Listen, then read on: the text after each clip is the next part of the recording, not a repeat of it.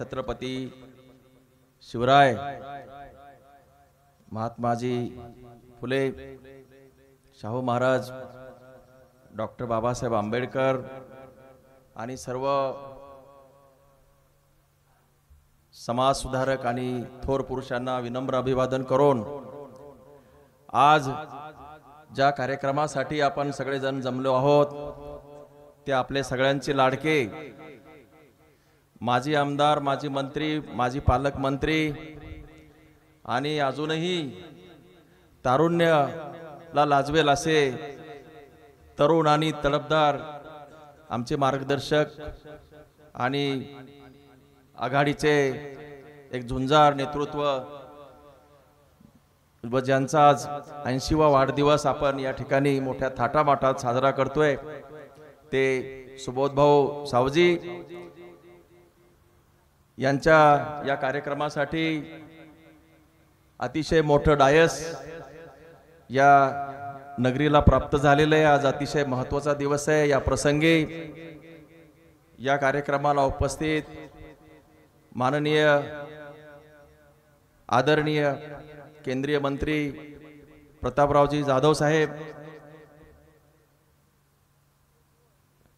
सुभाषरावजी ठाकरे साहेब, श्याम उमाळकरजी, संजय रायमुलकरजी, आमचे नेते साहेबरावजी सरदार साहेब, आशिष भाऊ रहाटे,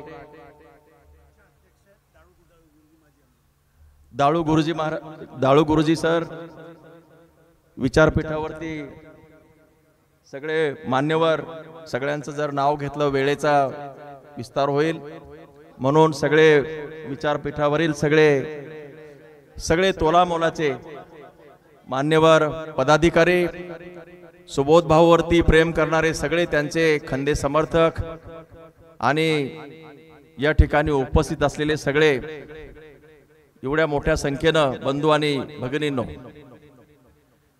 एका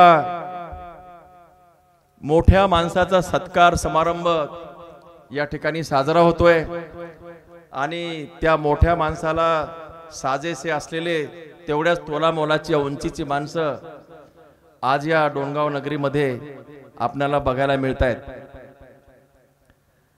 सुबोध सावजी यांचं नाव मी शाळेमध्ये असताना, आम्ही शाळेत होतो तेव्हापासून ऐकतोय। माझं गाव हे जे आहे ते किनगावराजा दुसरबीड जवळ आहे, परंतु त्या काळामध्ये सुबोध भाऊ यांचा दबदबा आपल्या पूर्ण केवळ मेहकर आणि डोणगाव पुरताच मर्यादित नव्हता, तर बुलढाणा आणि या सगळ्या संपूर्ण परिसरामध्ये त्यांचा दबदबा होता। त्यांचं नाव गाजलेलं होतं, दुमदुमत होतं। अतिशय कर्तबगार मंत्री, आमदार म्हणून त्यांचं नाव आम्ही लहान मुलं ऐकत होतो तेव्हापासून मी त्यांचं नाव ऐकतोय। 3 वेळा एखाद्या मतदारसंघाचं प्रतिनिधित्व मिळणं साधी गोष्ट नाही।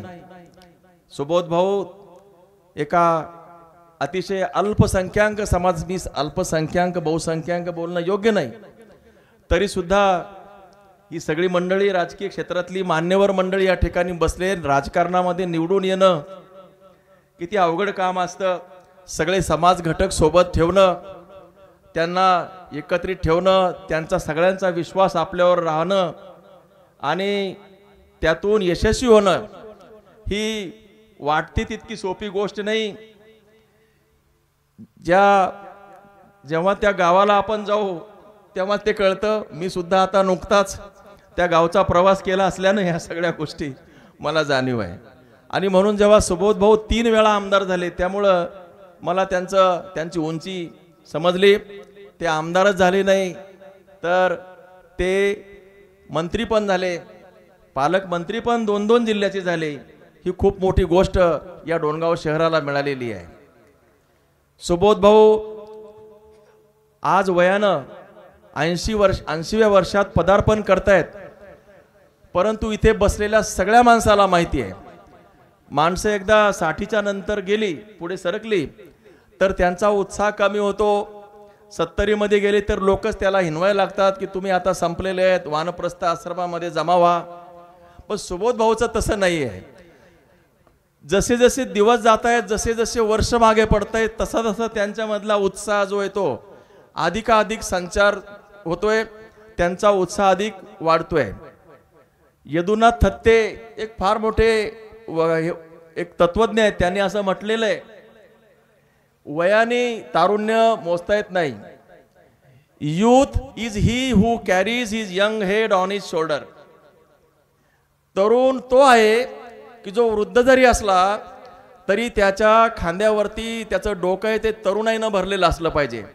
मला असं वाटतं हे जे वाक्य आहे ते फक्त सुबोध भाऊ यांच्यासाठीच लागू पडतं. Youth is he who carries his young head on his shoulder. That is what Subodh भाऊ. सुबोध भाऊ यांच्या अनुषंगानं मला बरंच काही बोलता येईल. बऱ्याच आठवणी आहेत, अलीकडच्या जास्त आहेत खरं म्हणजे, बोलायला हरकत नाही. सुबोध भाऊला जो माणूस सांभाळन, सुबोध भाऊची मर्जी संपादन करणं साधी गोष्ट नाही. कधी कोणाला कोणत्याही प्रसंगी कुठल्याही वेळेला काही बोलण्याची ताकद त्यांच्यामध्ये आहे. ह्या माणसाला जो माणूस सांभाळन तो महाराष्ट्र सांभाळन असं मला वाटतं. आणि ही तारेवरची कसरत मी यावेळेस केलेली आहे. एकीकडं राष्ट्रवादी काँग्रेस, आमचं शिवसेना उद्धव बाळासाहेब ठाकरे पक्ष, काँग्रेस पक्ष तुम्हाला तर माहिती आहे, काँग्रेस म्हणजे कधीच एक नसलेला पक्ष. या काँग्रेसमध्ये वेगवेगळ्या आघाड्या आहेत आणि आमच्या मेकरची एक वेगळी आघाडी आहे, त्याच्यानंतर क्षेत्रीय पातळीवरची एक वेगळी आघाडी आहे आणि डोणगावची आघाडी ही वेगळीच आघाडी.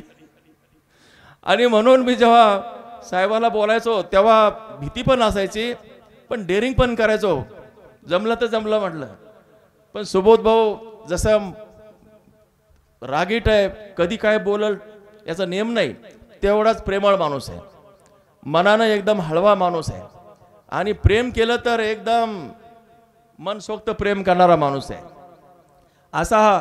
आणि सगळ्यात जास्त टिप्स मला जर कोणी दिल्या असतील, आज मी ओपन करतो, राजकारणातल्या टिप्स कशा दिल्या असतील कोणी, तुम्हाला सुबोध सावजेन दिलेले आहेत. त्यांच्या घरी मी जेवायला गेलो होतो तेव्हा मी इन करून गेलो होतो आणि माझ्या याच्यावर ब्लेझर होतं. मी शासनातला अधिकारी होतो, तुम्हाला माहीतच आहे. शासनामध्ये आम्ही इन करून राहणार, थोडंसं व्यवस्थित राहणार, बूट टाय वगैरे सगळं राहणार. साहेबाकडे गेल्यानंतर ते म्हणे तुम्हाला उभं राहायचं का? म्हटलं विचार करतो भाऊ.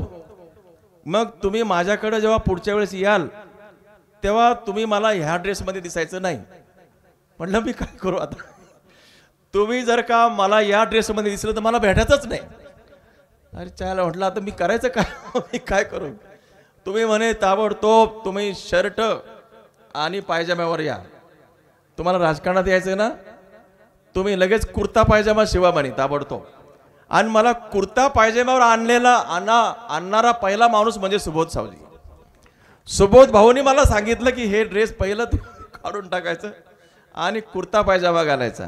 इतक्या बारीक चिरीक सगळ्या छोट्या मोठ्या गोष्टी त्याच्या टिप्स मला त्यांनी दिल्या.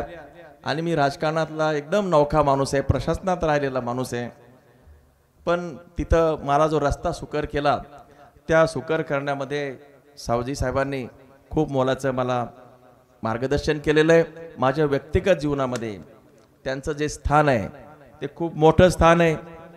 ही गोष्ट खरीच आहे की त्यांना सांभाळताना बाकीच्या लोकांना सांभाळताना मला जड जाते. पण सुबोध भाऊ, मी तुम्हाला आश्वासित करतो की सगळे लोक तुमच्यासाठी आम्ही एकत्र ठेवणार आहे, काहीच काळजी करू नका. तुमच्या ज्या काही मनोकामना असतील ज्या नव्या वर्षामध्ये पूर्ण होतील, तुमच्यामध्ये जी एनर्जी आहे ती एनर्जी जी आहे ती व्यक्तिगत एनर्जी नाही, समाजासाठी तुमच्या खूप संकल्पना आहेत, विकासाच्या वेगळ्या कल्पना आहेत, डेव्हलपमेंटच्या खूप भावना तुमच्या मनामध्ये आहेत. आपला भाग मागासलेला आहे. नामदार खासदार साहेब या ठिकाणी, मंत्री महोदय या ठिकाणी बसलेले आहेत. हे आता सर्वपक्षीय व्यासपीठ असल्यानं मी या ठिकाणी माझं काही मनोकामना बोलू शकतो की सर, गेल्या अनेक वर्षापासून आपल्याला जो काही विकासाचा अनुशेष आहे तो खूप मोठ्या प्रमाणावरती राहिलेला आहे. तो इरिगेशनचा आहे, तो आपल्या MIDC मध्ये जे काही रोजगार आपल्याकडे नाही आहे, MIDC आपल्या भागामध्ये नाही आहे, या इवन डोणगावला सुद्धा कुठलेही उद्योगधंदे नाही आहेत. आपली जी काही मोठमोठी गावं आहेत, शहरं आहेत, इथे चांगल्या प्रकारचं शेतीचं उत्पादन होतं. बऱ्याच प्रोसेसिंग युनिट या ठिकाणी आपण आणू शकतो.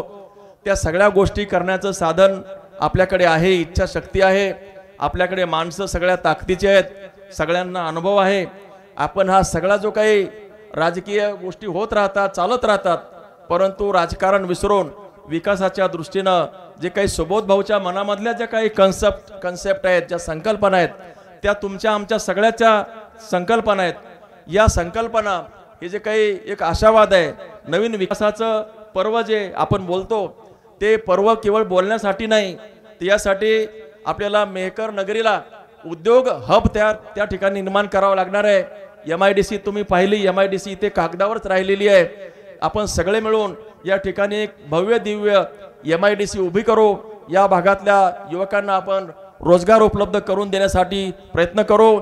आपल्या मेहकरमध्ये जो सारंगधर बालाजी आहे त्याला अनुसरून बाकीचं जे काही देवस्थान आहेत, त्या ठिकाणी नरसिंह माताचं मंदिर आहे, गायत्री माताचं मंदिर आहे, तो जो काही ऊर्ध्वगामी वाहणारी नदी आहे आपली पैनगंगा, तो घाट डेव्हलप करून तीर्थक्षेत्र एकीकडे आणि दुसरीकडे उद्योग क्षेत्रातलं हे जे शहर आहे आपण उभं करू. लोणारला पर्यटनाचा दर्जा आपण निर्माण करू. डोणगाव असेल, डोणगावला तालुक्याचा दर्जा किंवा तत्सम आपल्याला दिलं पाहिजे. या ठिकाणी नगर परिषद लवकरात लवकर आली पाहिजे. आणि जे काही डोणगाव अनेक आजारामध्ये, अनेक सवयीमध्ये डोणगावमध्ये या ठिकाणी सुरू झालेल्या आहेत. बऱ्याच चांगल्या गोष्टी जशा या ठिकाणी आहेत, तशा अनेक गोष्टी पण या ठिकाणी आहेत. बऱ्याच गोष्टी आपल्याला करता येतील. सुबोध भाऊ, तुमचे विचार, तुमच्या संकल्पना या सगळ्यांसोबत आहोत. तुम्हाला दीर्घायुष्य मिळो या ठिकाणी मी प्रार्थना करतो. तुमच्याबद्दल तो शेर केवळ तुमच्यासाठीच आहे असं मला वाटतंय. सूरज अभी डुबा नहीं, जरा सी शाम होने दो. लोक म्हणतात की तुम्ही आता 80व्या वर्षामध्ये पदार्पण केलंय, आता तुमचं संपलं. तसं नाही आहे, मला तसं कधीच वाटत नाही. सूरज अभी डुबा नहीं, जरा सी शाम होने दो. मैं लौट के आऊंगा, जरा सा काम होने दो. मुझे बदनाम करने की कोशिश मत करना, मुझे बदनाम करने की कोशिश इतने जल्दी मत करना, क्योंकि मैं खुद बदनाम हो जाऊंगा. जरा सा और नाम होने दो, जरा सा और नाम होने दो. सुबोध भाऊ, तुम्ही काम करत राहा, तुमचं नाव करा, तुमच्या सगळ्या संकल्पना घेऊन पुढे या. आम्ही तुमच्या पाठीशी आहोत. तुम्हाला खूप खूप वाढदिवसानिमित्तानं शुभेच्छा देतो.